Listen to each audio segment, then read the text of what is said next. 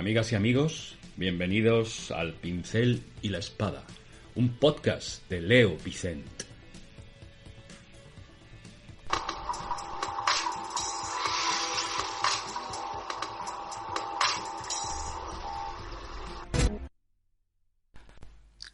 Después de 1996, las impacientes fuerzas de transformación que habían derrocado a la eterna Thatcher y desmantelado ladrillo pintado a ladrillo pintado el muro de Berlín, empezaron a hurgar en mi propio status quo con esa misma diligencia inquieta y atención a los detalles. Al haber dejado pasar el tren de las delicias de la vida adolescente, estaba carcomido por los remordimientos. Sentía que mi propia vida se había anquilosado, que se había vuelto repetitiva, y me daba la impresión de que mi personalidad no estaba a la moda, de que a veces incluso era inadecuada. El caso es que tenía una depresión de caballo, crónica e imprecisa, y decidí tratarme como si fuera uno de esos personajes mal concebidos y poco desarrollados que necesitan una renovación. Tras reunir fuerzas y con gran dolor, rompí con Judy después de 9 años juntos. Estaba decidido. Me iba a someter a un proceso de transformación completa, a una dura experiencia que disolvería mi ego y me daría nuevos temas sobre los que escribir, nuevas cosas que decir, una nueva forma de ver el mundo. A lo largo de todos aquellos años me había sumergido en las vidas de Byron y Shelley, de Rimbaud, de Verlaine y de los beatniks, y sabía de memoria la biografía de los psiconautas de la década de 1960, como Casey, Timothy Leary y John Lilly, que se convirtieron en mis indiscutibles modelos a seguir durante aquel periodo de reinvención. Empecé por depurar mi defectuosa personalidad con el libro Quantum Psychology de Robert Anton Wilson, con la programación neurolingüística, las sesiones de yoga y las clases de teatro y de taekwondo. Los royalties de Arkham Asylum me permitieron sumergirme por completo en el papel de escritor. Así pues me imaginaba vestiendo una camisa de puños anchos con volantes al estilo Thomas Chatterton, tumbado en un diván, suicida y glamuroso, vaciando de un trago vasos de absenta y láudano, mientras mojaba una pluma de pavo real en tinta verde fosforito y garabateaba ideas febriles a la luz de una vela.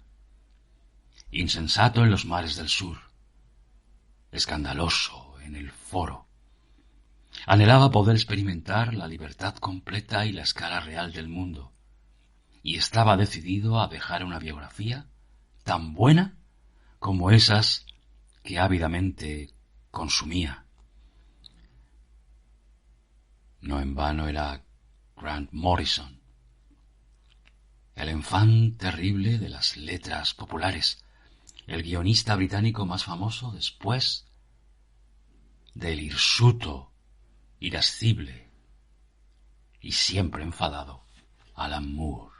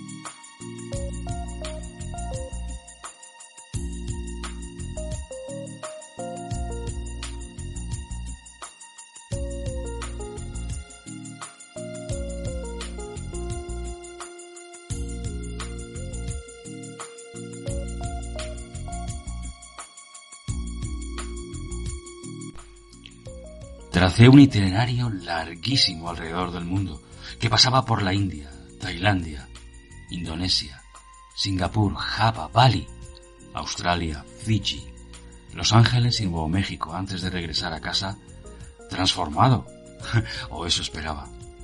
En mi primera noche en aquel hotel deprimente junto al aeropuerto, celebré este renacimiento personal, cogiendo una maquinilla de afeitar y pasándomela por una cabeza que, a todas luces, estaba empezando a clarear. Sentí que era un acto ritual. Mi miedo a quedarme calvo y perder automáticamente todo mi atractivo se vio frente a frente con un puñado de pelo marrón en el suelo. Reflejado en el espejo, había un personaje en blanco, una cara sonriente. Ahora podía renovarme a mí mismo al igual que había hecho con personajes como Animal Man, Doom Patrol y Batman. Me estaba convirtiendo en un superhéroe. Aunque la aventura no empezó tan bien como esperaba, el choque cultural fue enorme. Estaba empapado en sudor y me era imposible moverme por las calles destartaladas de Nueva Delhi sin atraer a miles de personas que vendían agua, lustraban zapatos u ofrecían servicio de limpieza de oídos. Tampoco había visto nunca a mendigos pidiendo limosna con la nariz devorada por la lepra y reducida a 2 agujeros. Pasaba los días abrumado por el cansancio, mientras que las noches en una habitación sin ventanas, en las ciénagas más profundas del alma, eran nostálgicas y solitarias, y yo, lejos de casa, calvo y con 32 años, la verdad es que no me sentía en mi salsa. Las cosas empezaron a mejorar durante un viaje en taxi a Agra. Nunca olvidaré a aquella tortuga que cruzaba lentamente la carretera bajo los tráileres de 18 ruedas que pasaban como flechas. Empezaba a divertirme. Nadie me conocía, nadie esperaba nada de mí y me veía obligado a confiar en unos recursos que hasta entonces ignoraba tener. Pasé 3 días montado en un autobús estatal para viajar de Leh a Manali, a través de vertiginosos pasos de montaña del Himalaya que no tenían guardarraíles y desde donde se veían, a intervalos regulares, en el fondísimo del valle, los chasis calcinados de otros autobuses estatales. Luego llegó el viaje en tren desde Bangkok, cruzando las montañas de Malasia, la visita a los templos de las serpientes de Penang o el trayecto en autobús hasta Singapur, vía Kuala Lumpur, con sus fabulosos pináculos futuristas y multicolores que en medio de la noche, entre ensueño y vigilia, me recordaban a los de Oz.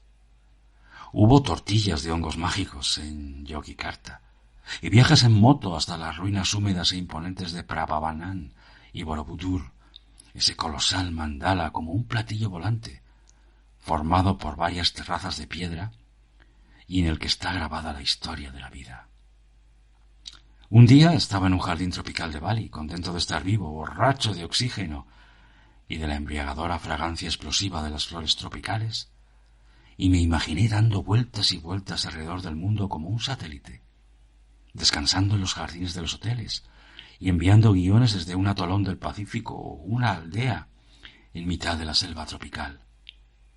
Emilio, un amigo de las famosas tardes de fanzines de la década de los 70, se había trasladado a Estados Unidos para poder reunirse con su padre después de mucho tiempo y acabó quedándose a las afueras de Santa Fe, donde encontró trabajo y alojamiento con una joven y destacada ceramista zuñi. Los pocos días que pasé en aquel pueblo indígena me cambiaron la vida y culminaron con un viaje de ácido sobre la meseta sagrada desde la que se ve el Río Grande, que fluye como un río de chocolate a través de los albores del Edén. Tenía la sensación de que mi mente era 10.000 veces más grande. Había encontrado mi propio abracadabra. De vuelta a casa me sentía renacido, más seguro de mí mismo, más creativo y más vivo que nunca. Para mi sorpresa y agrado, a las chicas les encantaba mi cabeza y siempre querían tocarla. Así que adiós a todos aquellos años preocupado porque iba a quedarme calvo.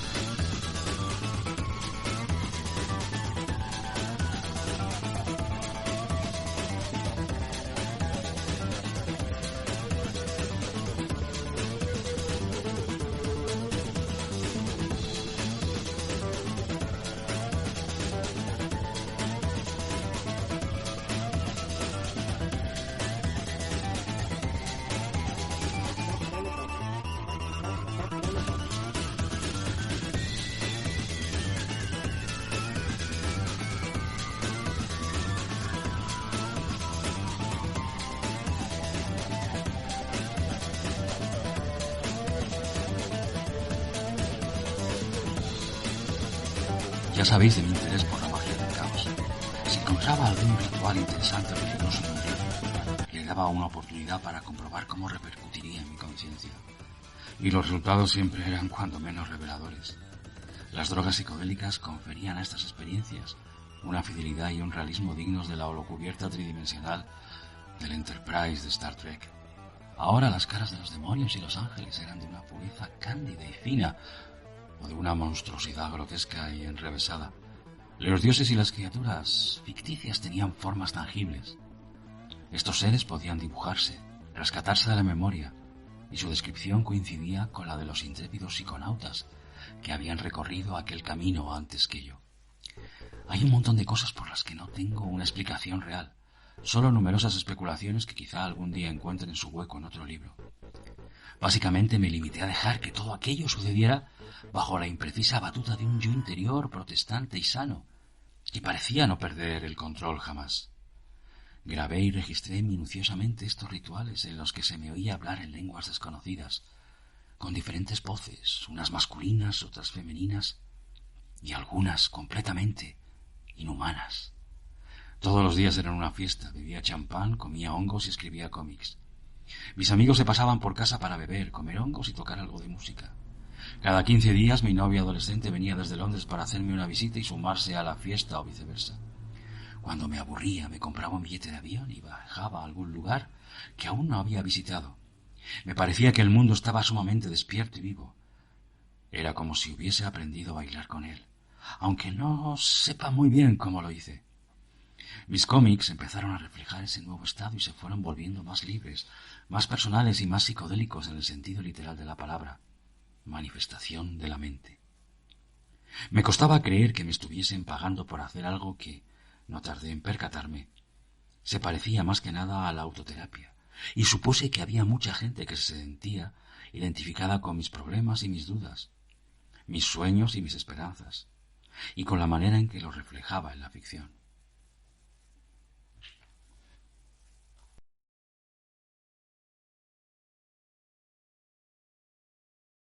Where am I cool at? You know where you cool at? I tell you where it's at. Oh, yeah.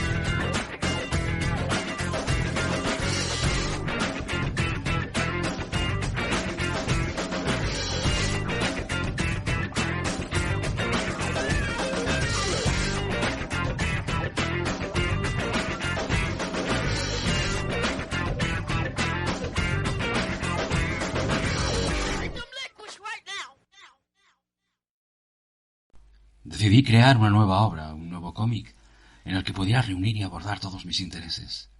Ya tenía una vaga idea, un thriller sobre una gran conspiración oculta, ambientado en el mundo real y en el presente. Di una ojeada al siempre fiable Brewer's Dictionary of Phrase and Fable, en busca de nombres extraños e ideas interesantes. Y ahí es donde encontré el título, Los Invisibles, y los nombres de varios personajes principales como Ragged Robin, Kim Mob y la bruja travesti Lord Fanny. En todos los personajes había una mezcla de mí con otros conocidos. Por ejemplo, Dave McGowan, el joven amante del street punk destinado a convertirse en un bodhisattva, era el cínico de la clase trabajadora que seguía teniéndome bajo control. Kim Mob era el mago del caos artístico, y con gusto en el vestir. Ragged Robin representaba mi alma sensible.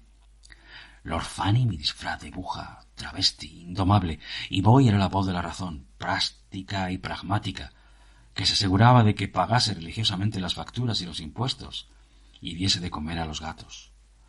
Incluso los villanos, las fuerzas ciegas y gnósticas de la represión, la tiranía y la crueldad, reflejaban mi propio miedo y el odio que sentía hacia mí mismo, aunque con formas y nombres de demonios. Kim Mob era el líder del grupo. Tenía la cabeza afeitada, los mismos años que yo, y había ganado un buen pellizco como guionista. En cuanto a su papel como activista anárquico, una buena parte de su praxis la tomé prestada de mi padre. Era un adepto al sexto tántrico, un maestro de kung fu, y vestía abrigos de cuero, pantalones de vinilo y gafas de espejo. Kim Mob era el James Bond punk, el arquetipo de chico Matrix 5 años antes de la película. Y al igual que Neo y Morfeo, había comprendido que todo su universo estaba incrustado en algo más grande y más extraño. Lo que yo quería era fusionar mi vida, mi aspecto y mi mundo con los suyos, hasta que ya no pudiese dividirlos. No tenía ni pajolera idea de dónde me estaba metiendo. Ese mismo año, en primavera, llegó el turno de Katmandú. La idea de hacer esta expedición surgió una noche en la que Ulrich, mi amigo y colega del grupo a los Mixers, y yo, viendo la tele, nos topamos con un documental de Dan Krishnak, donde se le veía al veterano presentador recorriendo a pie la India, Nepal y el Tíbet para seguir los pasos de Buda. Nos fascinó. Especialmente la descripción que hacía del templo de Sayambunaz en el valle de Katmandú. Hay que subir 365 escalones para llegar al templo, situado en lo alto de una colina, y se dice que los peregrinos que consiguen subirlos todos con una sola bocanada de aire alcanzarán la iluminación en esta vida. Para nosotros fue fácil. Al finalizar había un mono arriba y a nosotros nos pareció que nos había concedido una breve audiencia el mismísimo Yoda. Después de pasar un par de días borrachos en Tamel, el barrio turista por antonomasia, nos arrastramos hacia nuestra habitación en el Bagra Hotel, la casa del rayo, justo un día antes de volver. Estaba en la azotea y de repente empezó todo, en el mismo momento en el que los gritos y vítores de la multitud se convertían en un silbido intensísimo, como las turbinas de una nave espacial. Aparté la vista del papel para fijarme en el templo de Sayambunaz y vi cómo se convertía, cual Transformer, en una especie de estructura de acero con forma de león, con tubos de escape y conductos espirituales, y varios que parecían arrojar hacia el cielo su santidad salvaje, como en una tormenta violenta de focos. Empecé a perder el contacto con la realidad física de la habitación y en su lugar veía ahora excéntricas y antiguas calles, casas de cerámica inclinadas, encantadas, habitadas por gnomos, mientras aquella corriente me arrastraba hacia lo más profundo, a través de callejones ancestrales, alucinógenos y angostas calles empedradas que me recordaban a esos antiguos sueños de la infancia que cuesta evocar. La sensación se intensificó. A través de las paredes y los muebles empezaron a surgir lo que solo se me ocurre describir como presencias, aunque puede que otros llamaran ángeles o extraterrestres a aquellas manchas de material holográfico puro que ondulaban y goteaban. Parecían estar hechas de mercurio, acaso acero líquido, y me comunicaron que yo había provocado todo aquello y que ahora tenía que apechugar con las consecuencias de mis acciones. ¿Dónde quería ir?, me preguntaron, y como no tenía ni la más remota idea, Lo primero que se me vino a la cabeza fue Alpha Centauri, así que se lo solté. Justo al pensar eso, todo se derrumbó y empezó a dar vueltas. Se produjo un efecto estilo Puerta a las Estrellas, que borró por completo la habitación de mi conciencia, para sustituirla por otra realidad. Frente a mí se abrió un panorama astronómico perfecto, con 3 soles de diferentes tamaños no muy lejos de mi posición. Ahora también veía un inmenso horizonte planetario color verde, estanque, en el que me zambullí sin dudar. Y una vez dentro conocía esculturas inteligentes hechas de lo que parecían ser tubos de neón ultravioletas que se agitaban y cambiaban de forma intentando comunicarse conmigo. Mis ángeles me sacaron a rastras de allí, reprendiéndome por haber ofendido la sensibilidad cultural de los habitantes de Alpha Centauri. El Electrokind que incluí en All Star Superman era una versión de ellos, extraterrestres de gas tungsteno con frágiles exoesqueletos de cristal. Vale, dijeron, esto es lo que querías, el secreto del universo. La forma más fácil de verlo es la siguiente. Me habían dado la vuelta.